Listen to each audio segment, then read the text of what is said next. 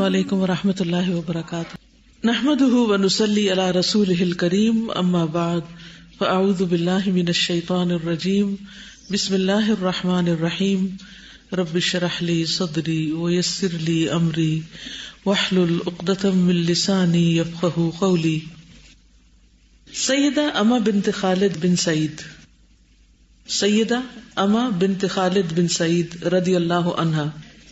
خاندانی پس منظر: نام اما، والد کا نام خالد بن سعید بن عاص اور والدہ کا نام حمیہ بنت خلف تھا. سیدہ اما کے والدین ان صحابہ کرام میں سے تھے جنہوں نے اسلام قبول کرنے کے لحاظ سے سبقت لے جانے کی سعادت حاصل کی تھی، یعنی سابقون الاولون میں سے تھے. اور ان کے والدین ان مہاجرین میں بھی پیش تھے جنہوں نے اپنے دین کی حفاظت کی خاطر حبشہ کی طرف ہجرت کی تھی. حبشہ کے حکمران نجاشی کی خوبی یہ تھی کہ وہ ایک عادل اور رحم دل بادشاہ تھا. اس کے ہاں کسی پر ظلم روا نہیں رکھا جاتا تھا. سرزمین حبشہ میں اما نے اپنے مومن والدین کے ہاں جنم لیا، یہ پیدا ہی وہاں ہوئی تھی. سیدہ اما کی کنیت ام خالد تھی. سیدہ اما نے اپنے والدین کے ساتھ اسلام کے دراز گھنے سائے میں زندگی بسر کی. جب وہ بڑی ہوئیں اور ان کی یادداشت میں اضافہ ہوا تو انہیں اپنی قوم کی طرف سے والدین اور دیگر مہاجرین پر ہونے والے ظلم و ستم کا پتہ چلا. اس بات کی حقیقت معلوم ہوئی کہ یہ لوگ اپنے گھروں کو چھوڑنے پر کیوں مجبور ہوئے. جب بچے چھوٹے ہوتے ہیں تو انہیں نہیں پتا ہوتا کہ ہم حبشہ میں کیوں رہ رہے ہیں، ہمارا اصل وطن کیا ہے، ہم کہاں سے بلانگ کرتے ہیں، وہاں سے کیوں چلے آئے تھے. پھر آہستہ آہستہ آہستہ آہستہ بڑوں کی باتیں سن سن کر اپنی آئیڈینٹی پتہ چلتی ہے، اپنی تاریخ پتہ چلتی ہے، اور پھر اور بھی مائنڈ براڈ ہوتا ہے، لوگوں کے رویے پتہ چلتے ہیں. سیدہ اما کو اس بات سے دلی خوشی ہوئی کہ حبشہ کے حکمران نجاشی نے قریش کے وفد کو خالی ہاتھ واپس کر دیا تھا. قریش نے ایک وفد حبشہ کے حکمران نجاشی کے پاس اس لیے بھیجا تھا کہ اس کے ساتھ مہاجرین کو واپس مکہ بھیج دے تاکہ وہ قریش کے ہاتھوں طرح طرح کی اذیتوں کا مزہ چکھے اور مشرکین کے ہاتھوں طرح طرح کے ظلم و ستم کا نشانہ بنے. سیدہ اما رضی اللہ عنہا ان لوگوں میں سے تھیں جن کے ذریعے نجاشی نے رسول اللہ صلی اللہ علیہ وسلم کی خدمت اقدس میں اپنی طرف سے سلام بھیجا تھا. جب مہاجرین کو مدینہ منورہ جانے کے لیے الوداع کیا تو نجاشی نے ان سے کہا، رسول اللہ صلی اللہ علیہ وسلم کی خدمت میں میرا سلام کہنا. ان مہاجرین میں سیدہ اما بھی شامل تھی. سیدہ اما فخر کرتی ہیں کہ مجھے ان لوگوں میں سے ہونے کی سعادت نصیب ہوئی جن کے ذریعے نجاشی نے رسول اللہ صلی اللہ علیہ وسلم کی خدمت میں سلام بھیجا. نباز کو چھوٹے چھوٹے جسچر جو ہوتے ہیں، چھوٹی چھوٹی کنٹریبیوشن جو ہوتی ہے، وہ بھی بڑی ویلیوبل ہوتی ہے، وہ بھی بڑی یادگار ہوتی ہے. جب مہاجرین حبشہ سے مدینہ منورہ پہنچے تو انہیں بتایا گیا کہ رسول اکرم صلی اللہ علیہ وسلم لشکر اسلام کے ساتھ خیبر تشریف لے گئے ہیں. تو سیدنا جعفر بن ابی طالب مہاجرین کو لے کر خیبر روانہ ہو گئے. یعنی انتظار نہیں کیا کہ اچھا وہ جنگ لڑ کے واپس آئے، تو پھر انہوں نے ساتھ ہی شرکت کا سوچا. جب رسول اللہ صلی اللہ علیہ وسلم نے مہاجرین کو دیکھا تو آپ بہت زیادہ خوش ہوئے اور فرمایا، ما ادری بأیہما انا اسر بفتح خیبر ام بقدوم جعفر. مجھے نہیں معلوم آج مجھے زیادہ خوشی کس بات کی ہے، خیبر فتح ہونے کی یا جعفر کے آنے کی. یہ ہے انسانی جذبات اور ان کی قدردانی کہ کس طرح ایک طرف ایک مشن کی تکمیل ہوئی ہے، ایک بہت بڑی کامیابی حاصل ہوئی، اور دوسری طرف جو مہاجرین حبشہ سے سلامت واپس آئے ہیں ان کو کئی سالوں کے بعد دیکھنے کی اور ان سے ملاقات کی خوشی ہو رہی. تو نبی صلی اللہ علیہ وسلم ایک انسان تھے اور آپ کے اندر جذبات تھے. آپ غمگین بھی ہوتے، آپ خوش بھی ہوتے اور اپنی خوشی کا اظہار بھی کرتے، جیسے ہم یہاں دیکھتے ہیں. یعنی بعض اوقات ہمارے یہاں لوگ ہوتے ہیں نا جو بزرگ ہوتے ہیں یا کسی بڑے عہدے پر فائز ہوتے ہیں تو وہ اپنی خوشی کا اظہار نہیں کرتے، وہ خوشی کو بھی اندر ہی رکھتے ہیں، غم کو بھی اندر ہی رکھتے ہیں. لیکن نبی صلی اللہ علیہ وسلم نے یہاں پر اپنے جذبات کا اظہار جو ہے وہ ان الفاظ میں کیا.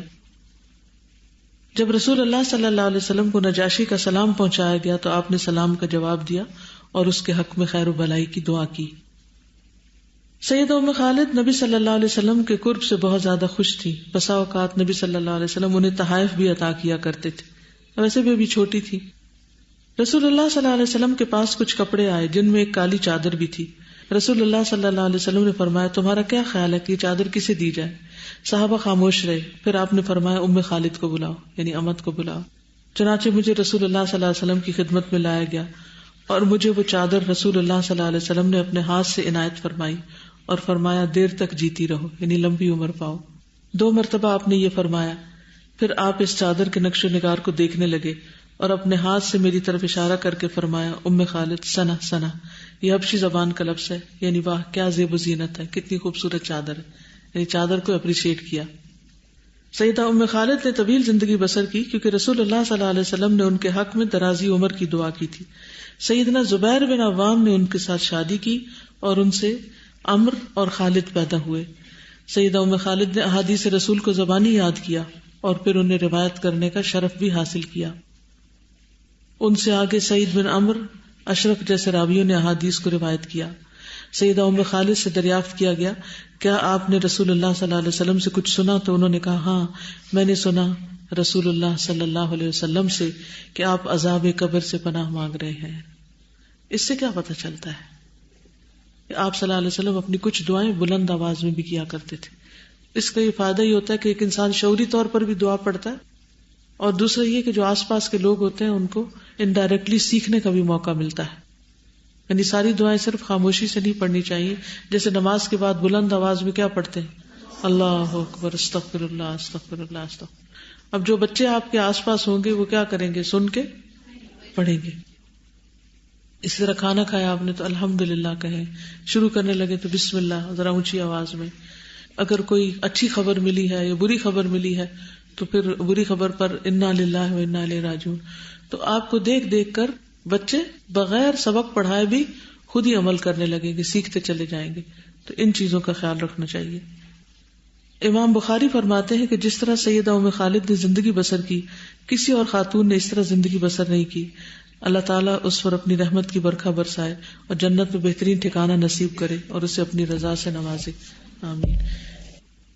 چند باتیں اور بھی ایڈ کروں گی. یہ جو تحفے کی بات ہے اس کے بارے میں حدیث ہمیں صحیح بخاری میں ملتی ہے. وہ کچھ یوں ہے کہ ام خالد بنت خالد بن سعید رضی اللہ عنہ نے بیان کیا کہ میں رسول اللہ صلی اللہ علیہ وسلم کی خدمت میں اپنے والد کے ساتھ حاضر ہوئی. میں اس وقت ایک زرد رنگ کی قمیص پہنے ہوئے تھی، یلو کلر کی. رسول اللہ صلی اللہ علیہ وسلم نے اس پر فرمایا، سنا سنا. عبداللہ نے کہا یہ لفظ حبشی زبان میں عمدہ کے معنوں میں بولا جاتا ہے، بہت اچھا، ویری نائس. انہوں نے بیان کیا، پھر میں مہر نبوت جو آپ کی پشت پر تھی اس کے ساتھ کھیلنے لگی. بچے ہوتے ہیں نا، اگر آپ کے ہاتھ پہ کوئی تل بنا ہوا ہے تو وہ اس کو ایسے اتاریں گے، کوئی بالوں کو ساتھ کھیلیں گے، تو وہ ان کے نبوت کے جو مہر تھی پیچھے اس سے کھیلنے لگی. تو میرے والد نے مجھے ڈانٹا. رسول اللہ صلی اللہ علیہ وسلم نے فرمایا اسے چھوڑ دو. پھر رسول اللہ صلی اللہ علیہ وسلم نے فرمایا، ابلی و اخلفی ثم ابلی و اخلفی ثم ابلی و اخلفی. اس قمیص کو خوب پہن کر پرانی کرو، پھر پہن، پھر پرانی کرو، پھر پہن اور پرانی کر. عبداللہ نے کہا چنانچہ یہ قمیص اتنے دنوں تک باقی رہی کہ اس کا ذکر ہونے لگا کہ یہ وہ قمیص ہے جس کے لیے نبی صلی اللہ علیہ وسلم نے دعا کی تھی کہ تم اسے خوب خوب پہنو، جسے کہتے ہیں نا خوب ہنڈاؤ. ان کے والد جو تھے وہ سابقین اولین میں سے تھے، کہتے ہیں کہ تیسرے یا چوتھے مسلمان تھے، یعنی اتنے اول دور کے تھے. اور یہ رسول اللہ صلی اللہ علیہ وسلم کے ساتھ چھپ کر دعوت دیتے تھے، اور آپ نے رسول اللہ صلی اللہ علیہ وسلم کو لازم کر لیا ہوا تھا، یعنی آپ کے مشن میں آپ کے مددگار تھے. ام خالد بنت خالد کہتی ہیں کہ رسول اللہ صلی اللہ علیہ وسلم نے میرے والد کو صدقات پر عامل بنا کر یمن بھیجا، یعنی جب یہ علاقے فتح ہو گئے تو ان کے گورنر بنا کر بھی بھیجا گیا ان کو. میرے والد یمن میں تھے کہ رسول اللہ صلی اللہ علیہ وسلم وفات پا گئے. یعنی اس سے یہ پتہ چلتا ہے کہ ان کے والد کو ایک طویل صحبت کا شرف نصیب ہوا. یہ نبی صلی اللہ علیہ وسلم کے کاتب بھی تھے. محمد بن عبداللہ بن عمرو بن عثمان بن عفان کہتے ہیں کہ خالد نے حبشہ کی سرزمین سے آنے کے بعد رسول اللہ صلی اللہ علیہ وسلم کے ساتھ مدینہ میں قیام کیا، یعنی حبشہ سے آنے کے بعد مدینہ میں رہے، اور وہ آپ کے لیے لکھا کرتے تھے. یہ وہی تھے جنہوں نے وفد ثقیف کے لیے اہل طائف کا خط لکھا اور رسول اللہ صلی اللہ علیہ وسلم کے اور ان کے درمیان صلح کے لیے چل کر گئے تھے. ٹھیک ہے، تو کیا 3 باتیں ان کے والد کے بارے میں پتہ چلتی ہیں؟ نمبر 1، سابقین الاولین میں سے تھے، تیسرے یا چوتھے مسلمان تھے. کیا کرتے تھے نبی صلی اللہ علیہ وسلم کے ساتھ؟ چپ کے دعوت دیا کرتے تھے. اور کیا خوبی تھی ان کی؟ نبی صلی اللہ علیہ وسلم کے کاتب تھے، اور آپ نے ان کو گورنر بنا کر بھیجا تھا یمن کا، اور یہ یمن میں تھے کہ نبی صلی اللہ علیہ وسلم کی وفات ہو گئی تھی. پھر ام خالد کا نکاح زبیر بن عوام سے بھی ہوا. زبیر بن عوام نے 16 سال کی عمر میں اسلام قبول کیا تھا. وہ بھی ینگ تھے، عشرہ مبشرہ میں سے تھے، حواری رسول تھے صلی اللہ علیہ وسلم. اور آپ کی پھپھی صفیہ بنت عبد المطلب کے بیٹے تھے. بدر اور بعد والے غزوات میں شامل رہے. انہوں نے 2 ہجرتیں کی. 2 کیسے؟ حبشہ اور مدینہ، ہجرتین. ٹھیک ہے. نبی صلی اللہ علیہ وسلم نے ان کے بارے میں کہا تھا فدا کا ابی و امی، میرے ماں باپ آپ پر فدا ہوں. وفات تک نبی صلی اللہ علیہ وسلم ان سے راضی رہے تھے. حضرت عمر نے خلافت کے لیے ان کا بھی نام لیا تھا کہ اپنے بعد جو افراد کی کمیٹی بنائی تھی ان میں سے آپ نے حضرت علی، عثمان، زبیر، طلحہ، سعد اور عبد الرحمن بن عوف کا نام لیا. زبیر بن عوام جو تھے وہ بہت ہی بہادر تھے، بہترین گھڑ سوار تھے. نبی صلی اللہ علیہ وسلم جب مکہ میں داخل ہوئے تو آپ نے زبیر بن عوام، ابو عبیدہ بن جراح اور خالد بن ولید کو گھوڑوں پر سوار رہنے کا حکم دیا. قرآن کے سمجھنے والے تھے. جب یہ آیت رسول اللہ صلی اللہ علیہ وسلم پر نازل ہوئی، انک میت وانہم میتون ثم انکم یوم القیامۃ عند ربکم تختصمون، کہ بے شک آپ بھی مرنے والے ہیں اور بے شک وہ بھی مرنے والے ہیں، پھر قیامت کے دن تم اپنے رب کے پاس جھگڑا کرو گے. تو زبیر نے پوچھا یا رسول اللہ صلی اللہ علیہ وسلم، گناہوں کے ساتھ ساتھ دنیا میں اپنے مد مقابل لوگوں سے جھگڑنا مراد ہے یہاں؟ آپ نے فرمایا یہاں یہی جھگڑا دوبارہ ہوگا یہاں تک کہ ہر حقدار کو اس کا حق مل جائے. اس پر زبیر رضی اللہ تعالیٰ عنہ نے کہا اللہ کی قسم یہ معاملہ بہت شدید ہے. یعنی انہوں نے قرآن کی اس آیت کو سمجھ لیا سنتے ہی، اور پھر آپ سے سوال کر کے کنفرم کر لیا کہ یہ کون سے جھگڑے ہوں گے جو وہاں بھی ہوں گے. اللہ اکبر. اور پھر حقدار کو حق ملے گا. کون سے جھگڑے ہوں گے؟ جو دنیا میں ہوتے ہیں. کس کس کے درمیان جھگڑا ہے؟ آپ اپنے بارے میں سوچئے، آپ کا کس کے ساتھ جھگڑا ہے اور کس بات پہ جھگڑا ہے. یہ جھگڑے یہی ختم ہو جائیں تو بہتر ہے، دے دلا کے معافی تلافی کر کے بات ختم کر دی جائے. ورنہ اگر آخرت تک چلے گئے تو پھر کیا ہوگا؟ وہاں کیسے بدلے دیے جائیں گے؟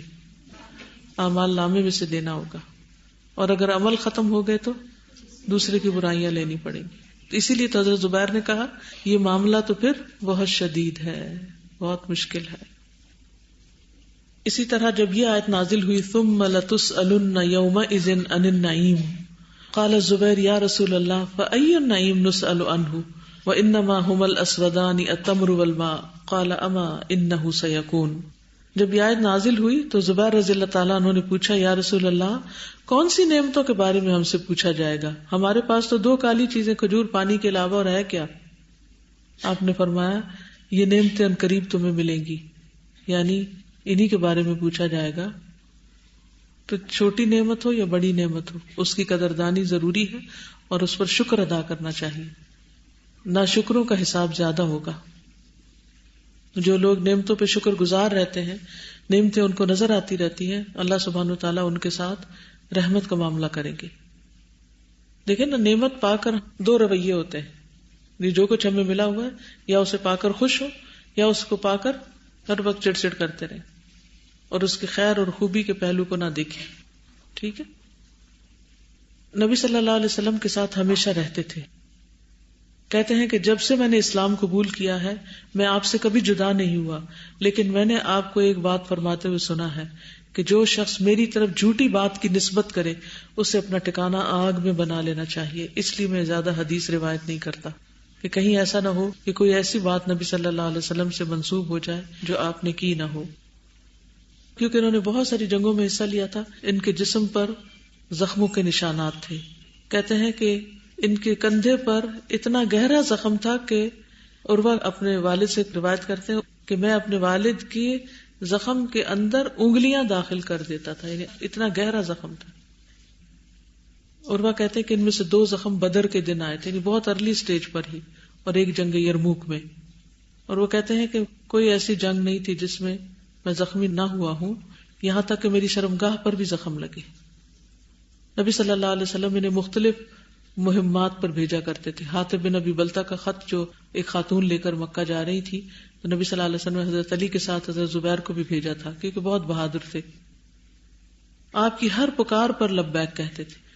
آپ نے لوگوں کو پکارا کہ بنو قریظہ کی طرف سے خبر لائیں تو سب سے پہلے زبیر نے لبیک کہا, پھر آپ نے پکارا تو زبیر نے لبیک کہا.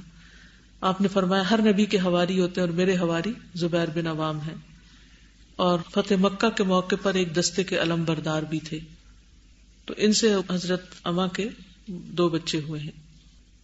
صحابہ کی زندگی کے بارے میں پڑھ کر سن کر ذہن میں ایک بات آتی, سچے لوگ تھے, جو کہتے تھے وہ کرتے بھی تھے. ہم باتیں بہت کرتے ہیں لیکن جب عمل کا وقت آتا تو غائب ہوتے ہیں. آپ دیکھیے کہ نماز میں ہم ہر روز کیا دعا مانگتے ہیں, اہدنا الصراط المستقیم صراط الذین انعمت علیہم, ہمیں سیدھا رستہ دکھا ان لوگوں کا جن پر تو نے انعام کیا ہے. تو اگر ان کی زندگی ہم پڑھتے ہی نہیں, ہم ان کے بارے میں جانتے ہی نہیں, تو ان کا رستہ ہمیں کیسے معلوم ہوگا؟ ہم ریلیٹ ہی نہیں کر سکتے پھر سیدھے رستے کو. کہ کیا ہے سیدھا رستہ؟ کیا صرف عقل سے سیدھا رستہ پایا جا سکتا ہے, یا صرف گمان سے, یا صرف لوگوں کی باتوں سے؟ نہیں, پریکٹیکل ایگزامپلز دیکھنا انتہائی ضروری ہے. اس لیے سیرت نبوی صلی اللہ علیہ وسلم ہو یا سیرت صحابہ ہو, اس کا مطالعہ مسلسل جاری رہنا چاہیے. ایمان فل کرنے کی ضرورت ہے. وہ ٹینک خالی ہوتا ہے تو پھر صبر نہیں ہوتا. یعنی جیسے آپ نے کھانا کھایا ہوا نا, تو آپ میں قوت برداشت نسبتاً زیادہ ہوتی ہے, اور جب بھوک ہوتی ہے تو کوئی آپ کو ہاتھ بھی لگائے تو آپ چڑ جاتے ہیں. عربی کا وہ شعر ہے نا, احب الصالحین ولست منہم لعل اللہ یرزقنی صلاحا, کہ میں صالحین سے محبت کرتا ہوں اگرچہ میں ان میں سے نہیں ہوں, شاید اللہ تعالیٰ مجھے بھی نیکی کی توفیق دے دے. کیونکہ انسان جس کو لک فارورڈ کرتا ہے, جس کی طرف توجہ کرتا ہے, پھر اس کی طرف بننے کی کوشش بھی کرتا. بس اللہ تعالیٰ ہمیں عمل کی توفیق عطا فرمائے. ہم سب کمزور انسان ہیں لیکن اللہ کی رحمت سے نا امید نہیں. اوکے, سبحانک اللہم و بحمدک اشہد ان لا الہ الا انت استغفرک و اتوب الیک. السلام علیکم و رحمۃ اللہ وبرکاتہ.